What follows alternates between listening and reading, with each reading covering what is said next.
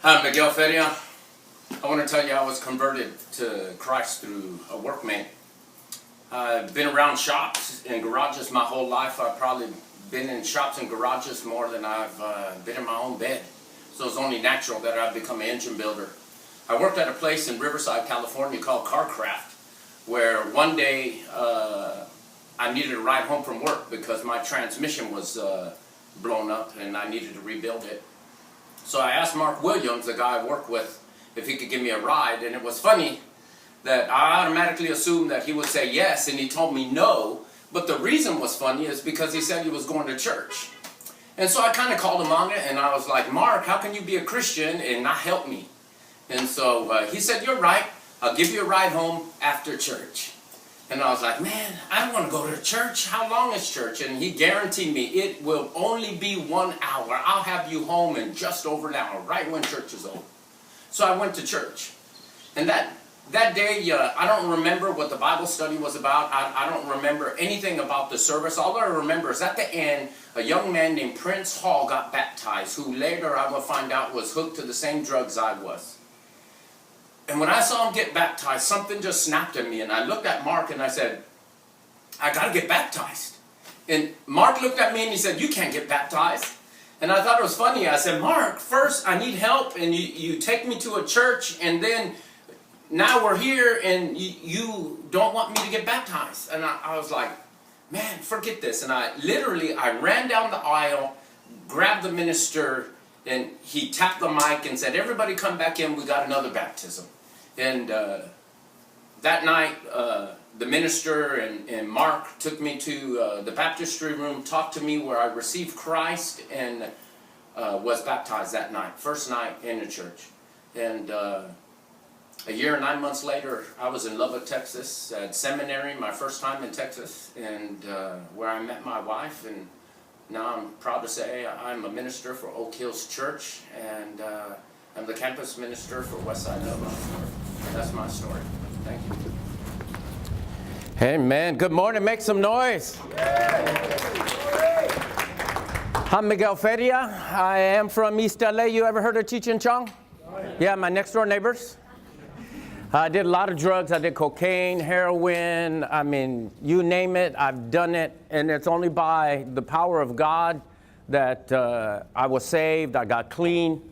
I used to get paid. I built race cars, so it's a little different than manufacturing. Walk through the plant. I've been on tour here before. It's a very interesting plant where you guys, I don't know how many units you guys do a day. 55, 60. Yeah. I do some race motors that take me as long as maybe a month to build. So I specialized in off-road cars, Indy Formula cars, Formula 5, they call it Formula V. It's very low, far away from Formula 1. Drag racing. A lot of Volkswagen type stuff. So I built Volkswagen motors that are made over 650, 700 horsepower with turbochargers, boosting the motor up in excess of 30 pounds of boost, which is a lot of boost. Most stock cars from manufacturer will maybe flash 16 pounds of boost, and this will exceed 30 continuously. So a lot of stuff. I've been on cover of a few magazines. This is Hot VW's 1990. I was on the cover of this. We built a funny car, Volkswagen powered, had a Volkswagen turbocharged racing engine, power glide transmission, and a Ford 9-inch rear end. Ran 850s in the quarter mile with my engine in it at 180 miles an hour. Also built choppers. And so this is a magazine cover from 2009. I had a bike on the cover of. It's right here on the bottom, San Antonio Lowrider. Has my story in there. You're welcome to look at that if you like. I know we only have a short time, but because I'm speaking, I have all authority. So I'm proud to say you guys don't have to go to work this afternoon. You can stay in here, and we'll be here for 4 hours just listening to me tell stories. No. They're going to kick off, I guess, the work series here for the next Work Matters, and for the next few months, and they wanted me to open it up And I think work is interesting. If you're here, you know that's true. Anybody like work? Okay, let's reverse this. Anybody like payday? I used to run a machine shop when I built racing engines, and everybody would complain back in the old days when you used to get, remember you used to get your paper check and they would hand it to you? You know, everybody complained. Everybody hated their job, but every payday, boy, you were there. You were like, yes, payday, something special about payday. I don't know, we spend a lot of time working. I looked up some statistics. We spend 229,000 hours in a lifetime sleeping, which just seems like a lot of sleep. We spend almost, I separated these two, women and men. Women spend 13,000 hours cleaning in a lifetime. I'm proud to say men only spend half of that time at 6,500. So women, lower your standards, stop making us look bad. Internet. I thought this was unbelievable. 28,300 hours surfing the internet in a lifetime. Men who look at porn, the number is doubled. I don't know. I thought it was interesting, the internet hasn't been around for a lifetime yet, but yet they have a lifetime statistic. Eating, this blows me away. You spend 32,000 hours in a lifetime eating. Some of you need to cut that down. Just saying. Driving, 38,000 hours in a lifetime driving. No wonder we're so angry. I'm from LA. Everybody yells about the traffic in San Antonio. You guys don't know what traffic is. I used to commute to work 26 miles. It took me almost 2 hours. Yeah, you guys don't know what traffic is. TV, this blew me away. 80,000 hours in a lifetime watching TV. I don't know, it's just, stop it. Everybody's like, I don't have no time. Really? You spend 3 hours a day watching TV. Get up off the couch, you know? Anyway, the only thing that exceeds that is working.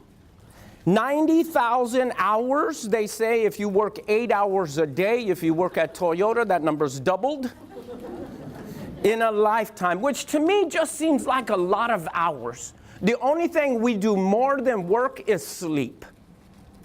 Which tells me that if you're going to work, you might as well make the best of it. Does that make sense?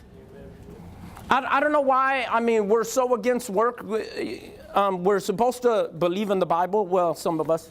And I don't see anybody not just not work in the Bible. Well, maybe there's some people. But there's not like Social Security in the Bible. There's not, what do you call it when you can't work? Oh, you got that on your lips. You're like, yeah. Anybody trying to get that? Yeah, don't raise your hand. Human Resources is here. Yeah, I mean, it's amazing. Like, I know a lot of people, their goal in life is disability. And it's like, really? I look in the Bible, not one person retired. But yeah, I want to retire by the time I'm 50.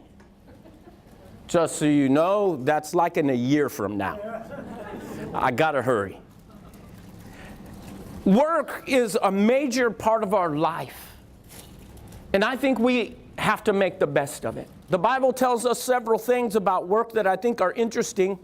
Let me tell you this first. One of our elders for a church that I worked at owned a Whirlpool and Radio Shack. It was an appliance store.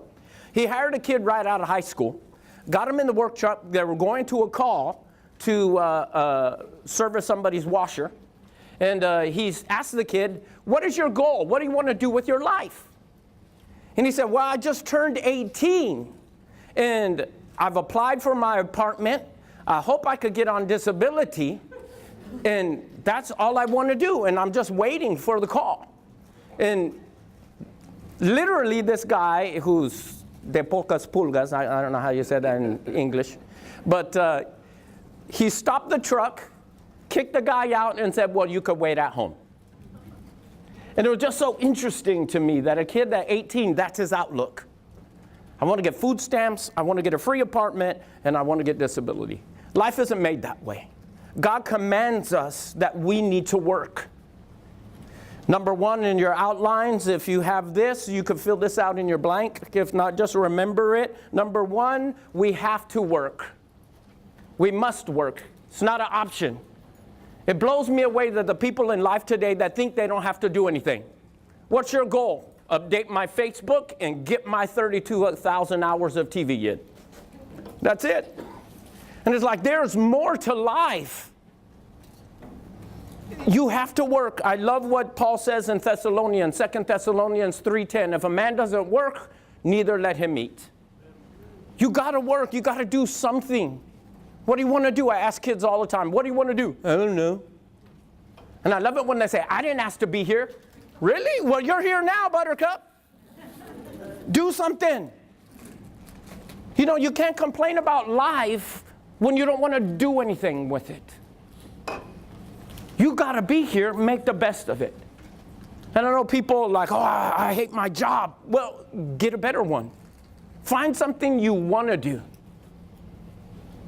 I remember one time I was complaining about my work, and I do church work. I hate to call it church work, but I was kind of getting down on the outlook of the job and what I had to do and the task. And somebody reminded me, Miguel, how many pastors would love to be where you are? Receive your benefits, receive your pay, work with Max Lucado, like I get to go over to his house all the time, whatever. But it just got me to thinking that I've been in worse places. And how many people would love to have the job I complain about? You have to work, make the best of it. Proverbs 12:9. I love this. I got this out of the easy to read version just because it's. I love the way they say it. It says, "It's better to get your hands dirty and eat than to be proud and not have a job and starve." You know how many people complain about their job, but they love spending that check. We got to work. You open up the Bible in Genesis, right out of the gate, God creates the Garden of Eden. And he gave Adam and Eve jobs to do in there. And they were supposed to care for the garden and nurture it. And I don't know what that entailed, but I do know this. The job wasn't that hard. Because when they got kicked out of the garden, God curses Adam and he curses Eve because of their disobedience. And in Genesis 3:17-19, the Lord tells this to Adam. He says, "Cursed is the ground because of you, and through painful toil, you will have to eat food from it all the days of your life." In other words, you're going to have to work now to survive. That's why work is a four-letter word. People say, work should be easier. Then I say, no, then it would be vacation. Work is supposed to be hard because we disobeyed God. You have to work, and we have to work hard. Here's another thing I think is interesting, is that in number 2, on your sheets, if you're following along, we have to work, but I think that we have to work hard. And in working hard, I define that as 2 things. Number 1, to do your best. Number 2, to work like you're working for God. You know, we should do better than other people. We should work harder. I always laugh at these people. I get people that come to my office all the time and want counseling and stuff, and they're like, man, I can't believe it. Pastor, I got fired from my job. And I'm like, really? What happened? Oh, I don't know. They said I wasn't doing a good job, but they're crazy. Really? And I ask them, well, how was the job you had before this one? What happened there? Oh, I got laid off. And the job before that, I couldn't make it. And it's interesting, you start seeing this pattern. And they're the only ones they think they're doing a good job. And here's the indicator you're not doing a good job. You're surprised when you're fired. Another indicator is you're fired alone. The only way that you can say, oh, I was doing a good job. If they fire 100 people, then okay, maybe it's all right. They're having a major layoff, but if you get laid off and you're the only one in the office, you suck. I'm just saying, we got to look in the mirror because God tells us to work hard. God tells us to do a good job. Even in church, it drives me crazy. People show up late all the time. And it's like, why? Don't you want to give the Lord your best? It's funny, when we start our services, we're on General McMullen, right on the west side. Orale. Services start at 10. It's not full until 10:30. That's when we start the Lord's Supper. And right when I start to preach, everybody leaves. What's up with that? I don't know. Look at this, Colossians 3:23 and 24. The passage says there, whatever you do, work at it with all your heart, as though you're working for the Lord, not for humans or human masters, since you know that you will receive an inheritance from the Lord as a reward. It is the Lord Christ you are serving. Here's the other thing we need to notice. Not only do we have to work, but when you work for God, He rewards you. God can bless you. He could bless you here at Toyota. He could bless you anywhere if you begin to serve Him. That's why He says don't work like you're working for Toyota. Work like you're working for Jesus. Do your best. Work hard. Does it suck? Yeah. Is it a lot of work? Yeah. But it's supposed to be. Have you ever did something really hard and then at the end of it look back and said, man, that was awesome? That's what God wants us to learn. Nothing easy ever comes out good. I remember the first engine I ever rebuilt was a Volkswagen motor. Love Volkswagens. My uncle had a shop in LA in the late 60s, and it was 9 blocks home, 6 blocks to his shop. Guess which way I went? So I used to pump gas. When there was no cars, I would hand them tools. And Volkswagens used to come in. He hated Volkswagens. He was a Chevy guy. He had a big block Chevy Nova, pro stock car, 68 Nova called Pretty Penny. And anyway, so all the Volkswagens that would come in, he would make me meet them, work on them. So I'm 8 years old, a bug pulls in. He hands me a screwdriver and says, hey, get that guy out of here. His car won't idle. And I'm like 8.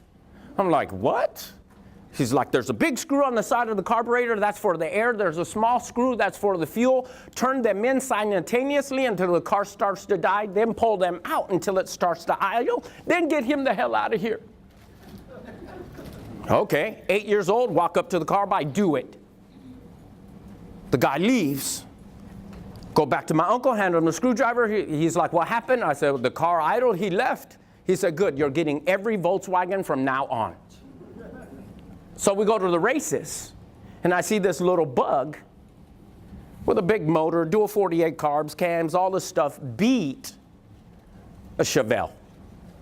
This is like 74. And I'm like, oh, that's awesome. How did that bug beat that car? And so to make my uncle mad, I started building Volkswagens. So my first engine I built was a high-performance Volkswagen in a 1964 Karmann Ghia. It had a 2-liter motor with dual carbs. I built it all by myself, went for my test drive, blew an oil line, and the motor blew up. But it was so awesome. And I built that motor at 13 years old. It was so awesome to do something on my own and to look back and to see that I could do something. I had to build a motor 3 times, but that's okay. I got better. But you work hard, and the evidence shows. And God blesses you. Here's another thing that I think we don't realize it. I went to high school part of the time in Hawaii. Let's just say I was in an agricultural exchange program. And not FFA. I was a bad boy. In Hawaii, I had to take a career course. And in the career course, you got to pick your job. In the only jobs, there's only 2 jobs everybody wanted. The first question everybody asked was, what makes the most money? And the second was, how do I get in professional sports? Which is the most ludicrous thing. Look up statistics about sports and how many people actually get into it, and good luck, because you're not going to do it. Also, if you pick a job only because you're going to make the most money, you're going to be the most miserable person on the face of the earth. Number 3 on your outlines is this. Pick a job you enjoy.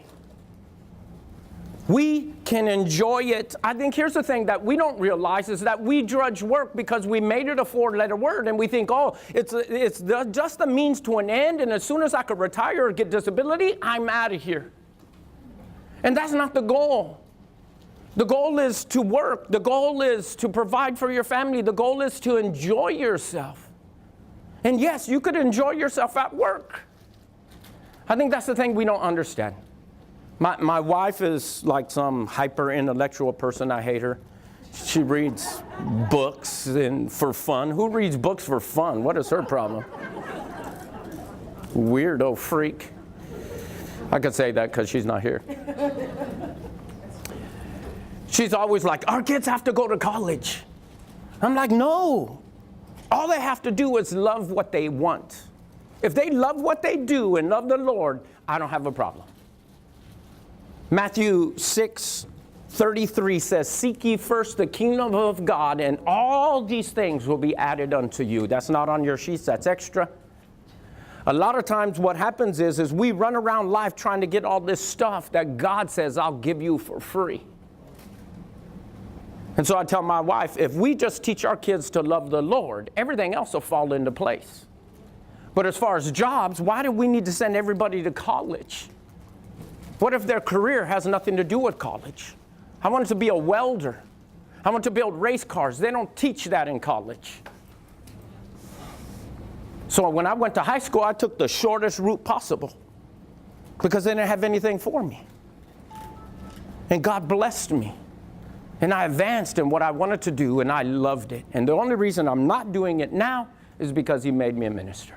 But you can enjoy your work. I left you some of those passages on the back. I know we're wrapping up. Here's the last thing, is that work can be a blessing. Don't look at work as something bad. Look at it as a blessing. Anybody ever been out of work here? Anybody ever been out of work? So you know how much of a blessing the job is, right? Work is not a curse. I mean, in a way, from Genesis it is, but it was a curse in that He was going to make it harder. But work is a blessing. If you give your life to the Lord and serve Him, your job will be a blessing. It'll be a blessing physically, financially, spiritually. It'll be a blessing to your family. And it'll be a blessing to your values. Going back to our intro in the beginning, the longest thing that you will do in your life outside of sleeping is work. So I want to encourage you. Make the best of it. Make the best of it. Echa ganas. And God bless you. Thank you. I don't know, questions, comments, complaints? Gracias.